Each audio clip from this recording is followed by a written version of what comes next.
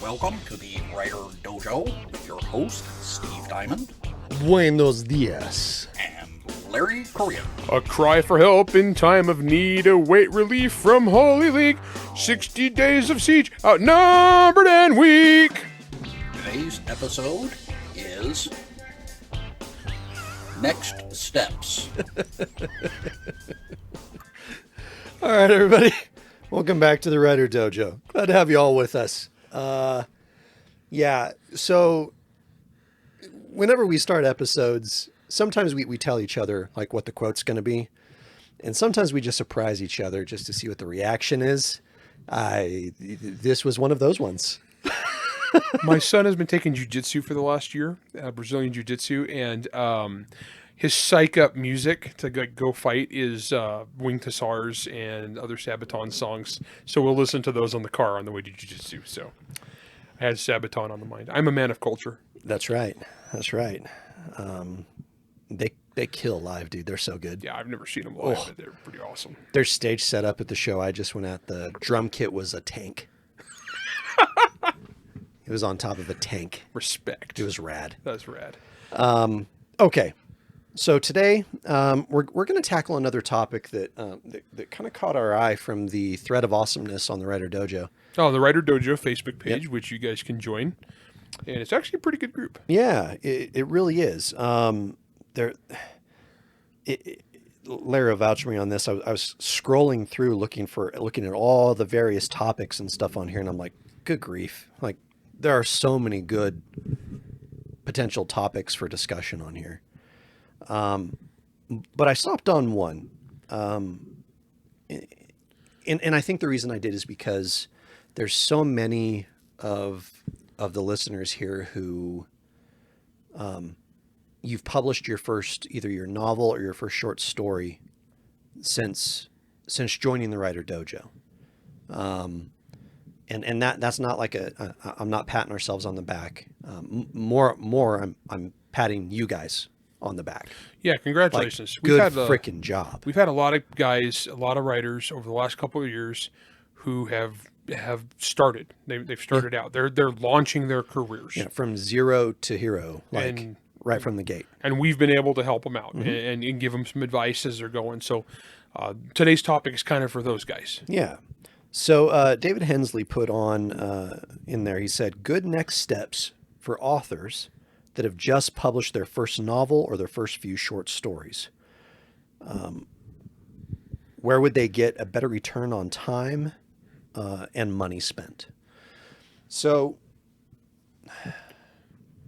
I actually think this is a really interesting topic. And part of this is because, okay, everyone knows I do special editions now. You know, I've done the Grim Noir series for Larry. I did some stuff for Brandon Sanderson. Actually, by the time this airs, we'll be really close to, if not fulfilled. It very well might have been. I might have very well received Warbound by the time this episode airs. Sweet. The printers had it forever. Yeah. They've had it since October. But we're almost there. It turns out there's this guy named Brandon Sanderson. Maybe you've heard of him. Yeah. We got bumped a little bit. Yeah. My printer came out in November to Dragon Steel Con. And so I was chatting with him over dinner. And he pulls out some stuff and he shows me like the case, the leather bound cases for Brandon's Words of Radiance for like the 10th or 15th or whatever anniversary edition it is of the second Stormlight book. 2 volumes, just like Way of Kings was. And I remember looking at it and going, oh boy, I'm not going to get my books for a while. So, I print 500 to 1,000. Yeah. For MHI, it's probably going to be, I'm hoping to get 1,500. Brandon prints 150,000. Yeah, we take backseat to that. Yeah. Which is understandable. Now, the reason I don't go with another printer, though, is because these guys are good. They're good. I have a personal relationship with them. I've known them for a long time, and they give me a little bit of love because I introduced them to the guy that spends millions and millions of dollars, makes them has made them more money in the last like 2 years than probably they've made in the last 20. Put his kids through college. Yeah. Great guys. Anywho, point is, I do special editions. Okay. You know, I do all that. I saw a really interesting thing the other day, Larry, and that was, and I promise, just bear with me. I'm taking us through a long, arduous Tolkien-esque journey to the point of my brain here. Another limited edition publisher, Grim Oak, they're out of Washington. They're doing limited editions of Rothfuss's Name of the Wind. And there were a bunch of people commenting in the dojo group saying like, you know, the gall of this guy to do a limited edition, yada, yada. And obviously I went in there and I'm like, pump the brakes a little bit. This has nothing to do with Rothfuss. The publisher, with Grim Oak, of which Rothfuss is not a part at all, they paid Daw for the ability. They bought the rights to do a special edition. Yeah, they bought sub rights. For X quantity. Yeah. All Rothfuss is doing is signing a signature sheet that's going to get tipped into the book. Now, later on, when we get a little bit further into the MHI thing, we're going to do an episode where I take us, you know, straight through the process of doing a limited edition like this. There's a lot more involved than what people realize. Yeah. But inevitably, whenever it goes to Rothfuss, the first thing that happens is people are like, how come he can't finish his series? And there's a lot of easy, cheeky reasons, you know, laziness, fraud, you know, he likes buying houses with charity money that he grifts from people, you know, et cetera, right? I've said nothing. My own opinions are varied on this topic. But someone brought up one thing in the thread, and I don't know if it was on that thread or if it was on one of the many I read, because Grim Oak was getting hammered for this on their own thread. Totally not their fault. On their own thread. Yeah. They were just getting blasted. Yeah. What someone said was, okay, look, Rothfuss probably spent 10 years or whatever it was writing that first book. You know, agonizing over every word, yada, yada, yada. Started off the story, got it done, published it. And then the publisher's like, hey, thanks for that 10 years of effort. Can you give us the next one next year? And that's one of Sex Ninjas. Yeah. And so Sex Ninjas came and, you know, it turned into 800 pages of his experimentation with nakedness. Wish fulfillment. You know. With the sex goddesses. And then, you know, let's see. I think that book came out 6, 7, 8 years, something like that after the first one. Since then, and that was in 2011. And he's done nothing. Something like that. No hint of book 3.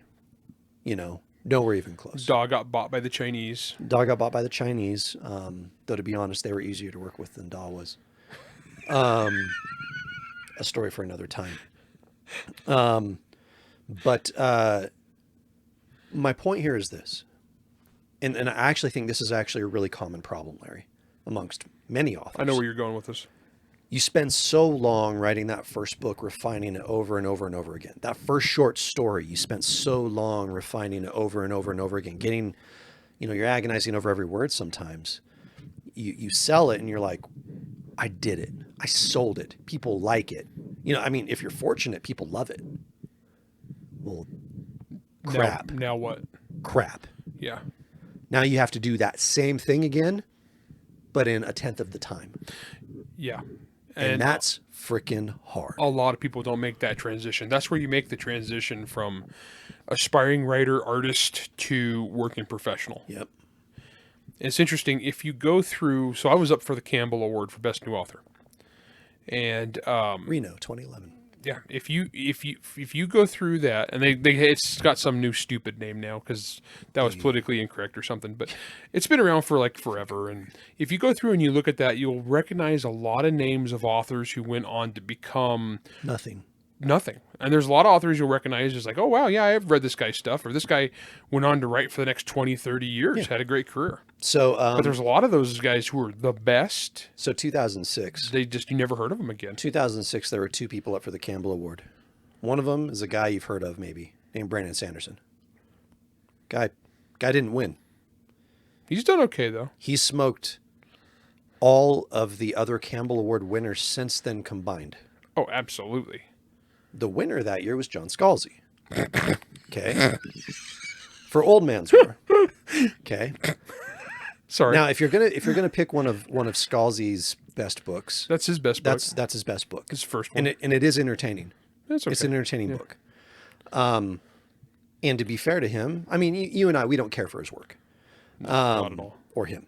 But on the bright side, at least that guy has written books, because there are a lot of Campbell winners and Campbell nominees that haven't done jack. Yeah, so they'll come onto the scene. They'll have their first book. He'll be successful. And everybody will think, wow, this guy's the next big thing. And then they just drop off. And you've seen this a million times. It happens. Happens all the times. You'll see, and we talk about the trilogy thing, where book 1, come out of nowhere, big hit, awesome. Book 2, book 3, Yeah.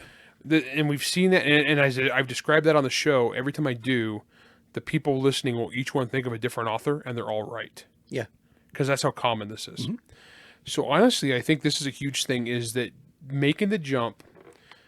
We talk on the show a lot about what to do when you're a writer, and we talked about a lot on the show what to do to become a writer. We haven't talked much on the show about what to do to make that jump from aspiring author to working professional. That's because I'm still slaving at a day job, and I don't Yeah, know I mean, what to do. you're in that yourself right now. You I've been bouncing back and forth across that line for the past year and a half. Yeah, because you're pretty damn successful. You have a lot of really respected stuff, but you've been trying to make that jump into making the full-time living off of it. Yeah. And you've come really close. Yeah, respect does not necessarily pay the bills. Well, and the thing is, too, if you wanted to be poor and be a writer, you could go do that tomorrow, no problem. Oh, yeah, easy. Yeah. But the thing is, you are really good at your day job, and you keep getting dragged back in because you got a particular set of skills. Yeah. And I have these things called kids. Yeah. And a wife. They're pricey. And 2 adorable puppies. Yeah. And so it turns out health insurance is important. It is. And expensive these days. And so, I mean, to be honest, that was actually, Larry, that was the main reason why I went back to work. Yeah. It was for health insurance. Oh, yeah. And if this last November that we just passed, if I'd been laid off then versus the year before, because of some stuff that's happened, my wife got promoted at her work. I actually probably could have lasted most of a year. Yeah. Maybe even more. I mean, honestly, like, it's wild. It's a weird journey, and there's not really we say this on the show a lot, there's not really a right answer for everybody, because it's going to depend on your circumstances and what to do. And so, like, one of the questions he asked, which is a good question, but it's like, what should I do for my best return? Yeah, that is going to depend entirely upon you, because everybody listening to this, when you guys are at this stage, you're all good at something different, but you also all have different challenges. Well, and you have different yardsticks by which you're measuring your success. We talked about that on the show with Rick Partlow. Yeah, exactly. Because you could be an extremely successful writer by whatever standard that you choose to set for yourself, but that's not somebody else's standards. And it's one thing. It's like you said, you got kids.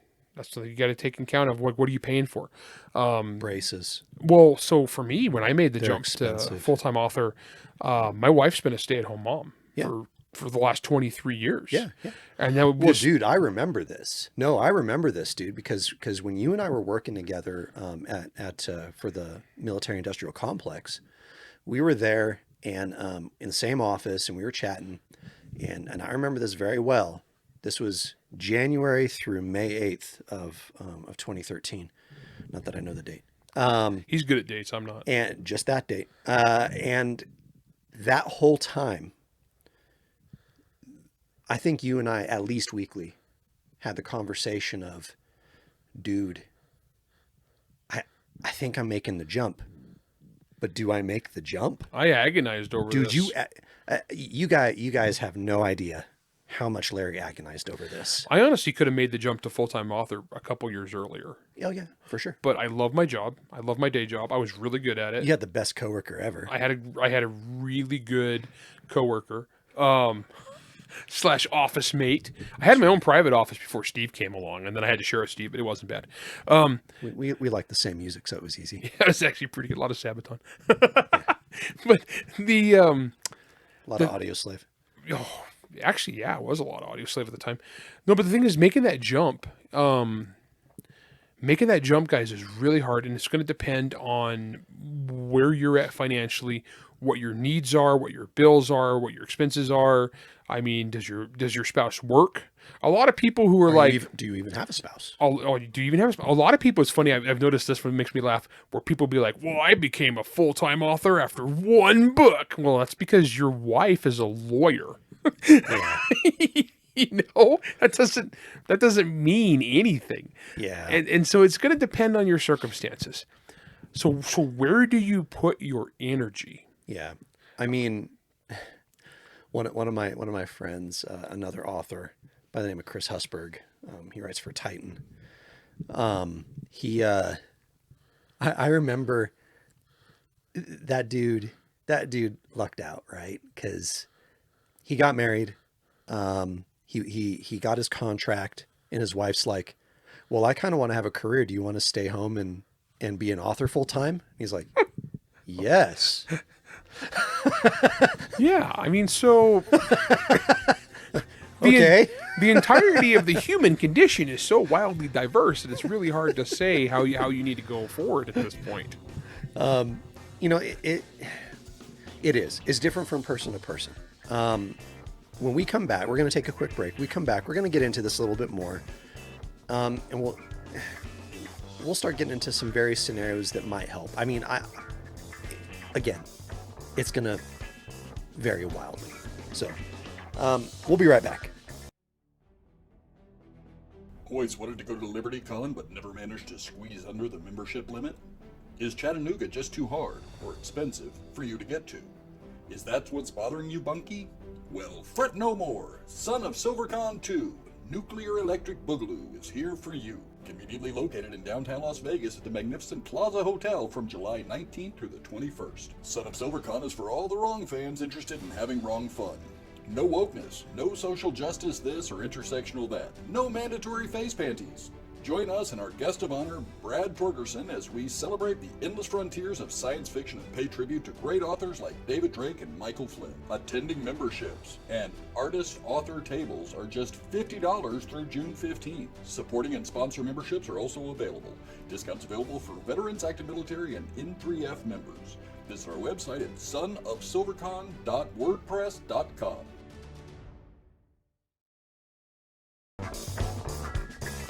All right, everybody, welcome back.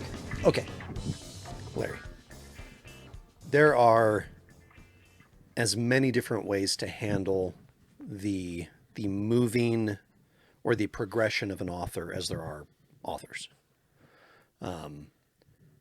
But here's one of the things I want us to tackle first.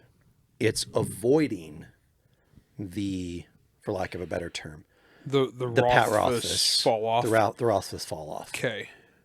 Yeah, this I can address. So regardless of what you do business-wise. We'll talk about business Yeah. on different episodes. Creatively. When I was first starting out, I had a lot of success with Monster Hunter, right? Monster Hunter was very successful. And Tony Weisskopf wanted to buy more Monster Hunter for me. And that's great. And I wanted to sell her some more. So I signed some contacts. I kept writing Monster Hunter. But at the same time, I also pitched to her Hard Magic and Dead Six. Why did I do this? Is because I didn't want to be just the monster guy.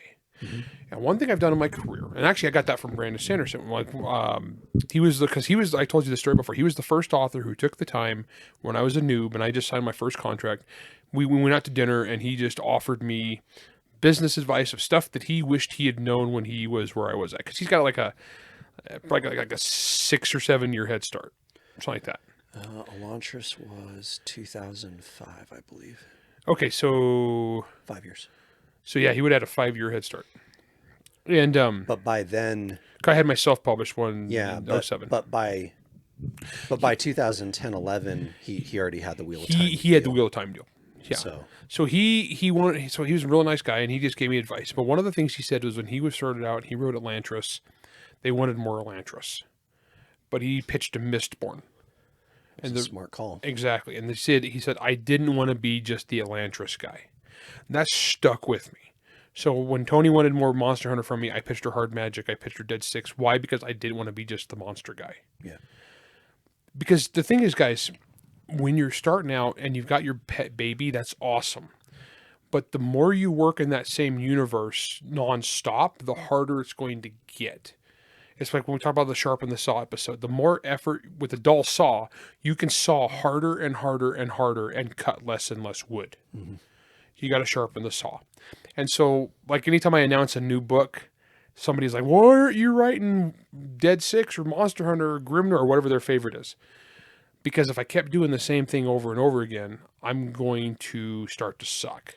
Well, and I got to mix it up. Those books will start, the quality of those books will start suffering as well. Well, we've seen that too, because there are certain writers out there, they'll have their cash cow franchise, and that's all they do.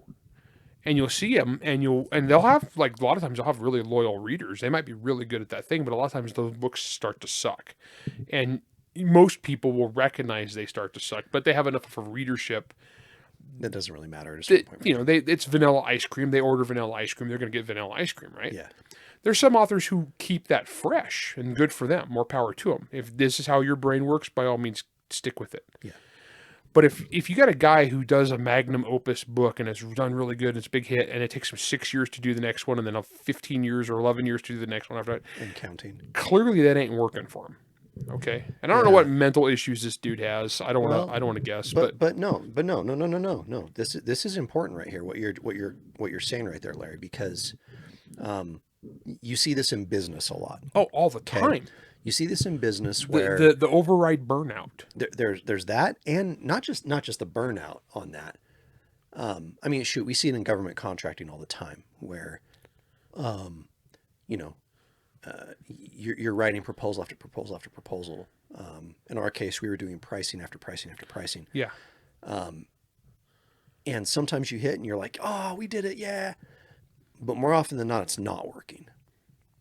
But what a lot of companies do is they don't adapt. And so they just keep trying things the way that they saw success back in ye olden day, over and over and over. At a certain point, you got to ask yourself, okay, this hasn't been working for 15 years now. Perhaps I should try a different method. Stagnation is the enemy of creativity. Yeah. It really is. And if you got to do what you got to do to avoid stagnation. So for these new guys, I would say you got your cash cow, milk that cash cow, but develop other skill sets. Yep. It can be the same genre. It could be different genre. It could be a spin-off. It could be, this is where the short stories come into. Yeah. Short stories as palate cleansers, huge. Well, and you get to experiment. Yeah, like say you have like a little weird idea, but you don't want to put the effort into it to develop into a novel. Great. Write that short story. Write that one scene with that nugget of idea. And then later on, that might turn, Son of the Black Sword came from that. I was writing Monster Hunter Alpha. I had a nugget of an idea based on a song. Mm-hmm. And boom, I wrote one scene. And then later on, I developed it into a whole series of epic fantasy novels. Mm-hmm. You got to do whatever you got to do to keep that pump primed. Okay. Creativity is not a magic faucet that you can just turn on and turn off at will, and the creativity will just flow. That's a mistake a lot of authors make. Man, I wish. Because when you're young and you're enthusiastic and you've got a lifetime, your young lifetime full of ideas that you've never developed, and it's all floating around in your head, and you're energetic and you're fired up, you feel like it's a faucet that you can turn on and creativity will just flow. But life will beat you down. Correct. Life will kick your butt. Yeah, Larry's staring at me with my dark circles under my eyes. It's true. And it's not just writing, but it's all endeavors. Yeah. All human endeavors suffer from this. You see it all the time with musicians and athletes and everything else in business. And midlife crises. Okay, guys, writers, you got to develop your skill sets. You got to diversify, and you got to keep sharpening the saw, and you got to keep coming at it at different angles. Well, and one of the things here too, Larry, is because don't misinterpret that we're saying, oh, go learn a new skill, or oh, write something totally different than what you normally write. I mean, no. If you're flowing and it is booming, and you're book 20 of this series and you're still feeling it, by all means, run with it. Well, or do kind of what I do, right?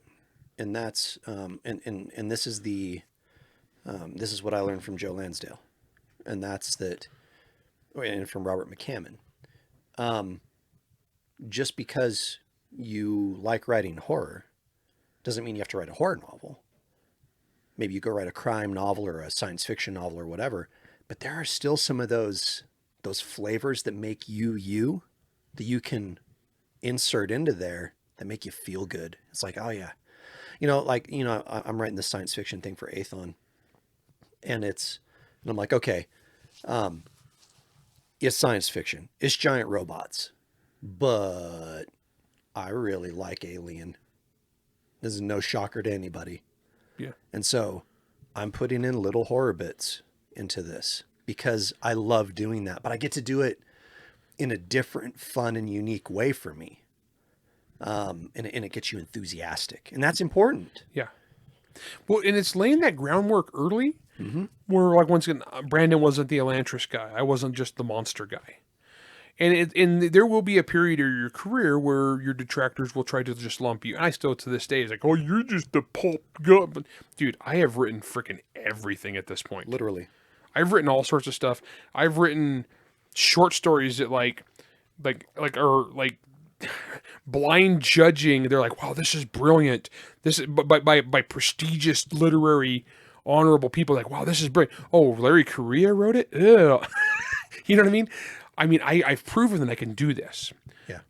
But if you're pigeonholed and you're stuck, it's a problem. If you're writing the same thing and you're good to go, run with it.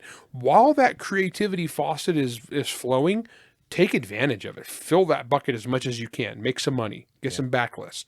Like I talked about when we did the State of the Dojo earlier, I talked about this last year. This last year was hard for me. I had some challenges. It kicked your butt. It kicked my butt. Especially the last half of the year. Oh man, I had some stuff going on. And so my writing productivity for that part of the year just dropped. Well, and you and I had a very frank conversation about that over the phone one day. And I think my exact advice to you was, well, then go write that other thing really quick. Yeah. It's change your brain a smidge. Change the brain a smidge. I was having a conversation with a writer friend of ours, and I won't say her name. And she's awesome. She's great. And I'd run into her at a con, and I asked her how she was doing, and she said she was doing really bad. You know who I'm talking about? Yeah. Because she hadn't written anything for like the last year at all. She had just having a heck of a time. And I was like, and I could tell this was like really bugging her. And I was like, so we sat down, we talked for quite a while, and we just talked about what we were just talking about just now. Yeah. The next steps. Because she's, I guess we'd call like low-level mid-list, all right? So she's had a little bit of success, built a little bit of fan base, but hasn't made like this big... Hasn't made the big jump yet. Hasn't made the big jump yet. But I was talking to her, and we just talked about, I was like, I said, well, are you working? And she's like, well, clearly not, because I'm not producing. I was like, I didn't ask if you were producing. I asked if you're working. These aren't the same things, because you could be spinning your wheels pointlessly. And I was like, clearly what you're doing ain't working for you. And it's what can you change? What can you change to do that?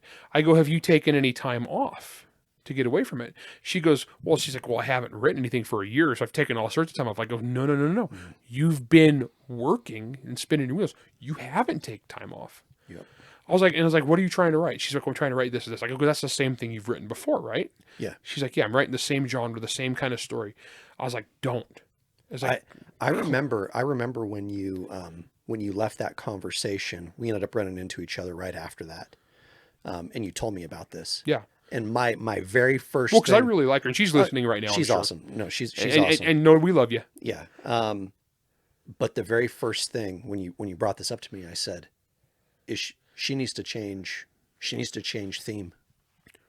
Well, I told her that I was like, you need to try something different. So last time I saw her, several months after this, same thing. How you doing? Much better. Much better. What did she do? She backed off of what wasn't working. She quit spinning her wheels. She picked a different direction, and she did something, and it uncorked some creativity in her brain that enabled her to get back on the productive track. Yeah. And that was a key. And then when she was working, she was working. Yep. And then the faucet, you could turn the faucet on and creativity would flow. Yeah, and she's been much more vocal over the past, I'd say, 3-4 months than she was over the past couple of years combined. Yeah. And has something new something new coming out. Yeah. So, like I said, we're not. Yeah, I don't want to embarrass her or anything. We're not embarrassing anybody, but yeah. So I mean, here's the thing. I can embarrass myself. That's fine. I'll embarrass myself all day. Yeah. It's one of the things that I would say to this question. You've got a few things out. What's the best use of your time? This is going to sound pretty simplistic, but that's try to ride that wave of momentum and excitement by having that story, that book, that short story, whatever released. Try to ride that momentum. That's huge. Because it's really, really freaking hard. Momentum is a heck of a thing.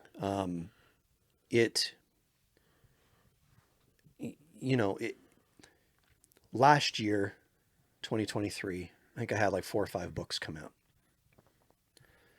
Under any normal circumstance, that's a tidal wave to ride, right?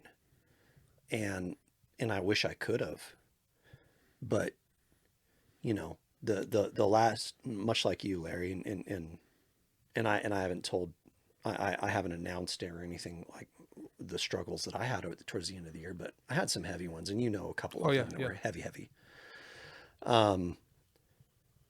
But ride that momentum, get those words on the paper, tell those stories while you can, because frankly, you don't know when or how life is going to come and kick you in the teeth.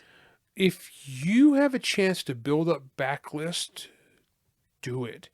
Some of the most unproductive months of my life were when I was unemployed. Yeah. I had lost my gun store, and I had 4 or 5 months there before I got my military industrial complex job. Right. I wrote Hard Magic during that. Mm-hmm. So looking back, that was actually one of the most productive times of my entire life, monetarily speaking. Yeah. Though at the time I was unemployed. Yep. So, I mean, same. Also, the thing too about like the splitting stuff up, we talk about these guys that get hopelessly stuck and then squander their careers. What would happen if during that time where they were stuck, they actually developed other skill sets, other writing skill sets? I mean, gosh, there's, and I even hate to use this. I even hate to use this guy as an example. Stephen King. Okay. Yeah. I'm going to use 2 examples with him. One, he wrote a book,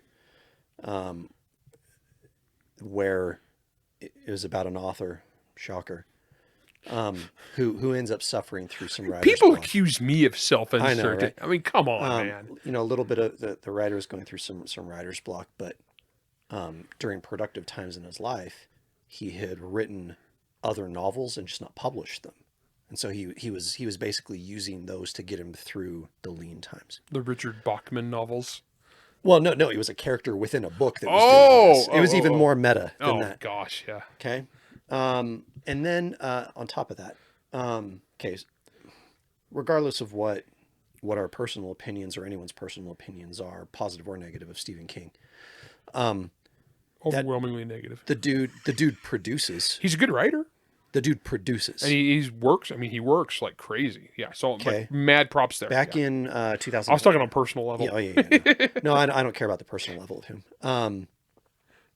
In I think it was like 2005 or whatever it was, when he was walking down the street in Maine, because apparently that's what he does. and he got hit by a car. Almost died. In 1985 Dodge Caravan. I don't know how I know that. Weird. Yeah. Because I had one. Didn't think he was going to ride again, and then just started riding just to get stuff off his chest, and then basically has a career renaissance after that. I mean, 11/22/63, the Mr. Mercedes stuff, all most all of his current stuff, all of that post crazy accident. Okay, we all have challenges. Okay, even the biggest authors have challenges. Fortunately for him, and he built up some habits, several of which were drugs, but he built up a lot of habits that allowed him to continue through tough times in his career. Okay. Point is, if that dude can do it, you can do it. I mean, I don't recommend cocaine. He paid for one of Pablo Escobar's hippos, man. At least one. At least one. At least one. Those are big hippos too. And you got to ship them. So, ride that wave of enthusiasm right while you can. I look back, following the initial release of Residue, and I'm like, man, I can point at it's like a week here, a month over there, and a few hours over there, and be like, I know I could have written more then. But what's done is done too. Exactly. And it doesn't do any good to dwell on the past if it's just going to make you feel guilty. Mm-hmm. Pointless. Yeah. Well, so imagine the Rothfussy type guy who, during the last 15 years, you know what? If I had to actually sit down with Rothfuss and give him advice right now, not that he would listen to me. He's too busy embezzling from his charities.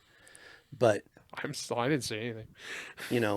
If I had to actually give him advice, I'd say, dude, you could have written 2, 3, 5, 20 novels in the last time, and maybe given your brain a break from the series that you're apparently agonizing over. You could have written something else. And maybe that would have, just like some of the other author that we talked about, or like ourselves in the past, would have uncorked the frustration. Well, because I talk constantly about how writer's block is a myth, and I stand by that. As we're talking about guys who have writer's block, it's not a mystical thing. It's not. I don't like calling it writer's block because that gives it power. It's just you're stuck for some reason, and all you got to do is figure out what that reason is. Yeah. And then it's not magic. It's not magic. It's not mystical. It's not a muse. You're not going to sacrifice a chicken to Gobu. No. Remember some, that movie? I can't remember what the. Well, sometimes it's, oh my goodness, you have a job that is working you 50, 60 hours a week. That's and you're tired. Whoa. Yeah. Go figure. Crazy, right? So if you want to avoid that in your career, in that early stage, learn to produce, learn what you need to do to keep yourself producing, and then take advantage of the production time while it comes, and then just build your skill set, build your positive habits. Because there are going to be times in your career where life just kicks you in the balls. But if you got the positive habits, you get through that negative part, and then you just get back in the saddle and you do it some more. Yeah. And you'll have your up times, you'll have your down times, and your up times, by golly, just work as much as you can, and then, lay that groundwork, get that work done while you can. So if I could go back in time and give advice to people, who are making that jump, that's what it'd be, is use that time to develop the skills and habits that you're going to use to make yourself successful. Yep. And we went creative on this, not business. That's an entirely different thing. No. And to the gentleman who put this who suggested this topic, David Hensley.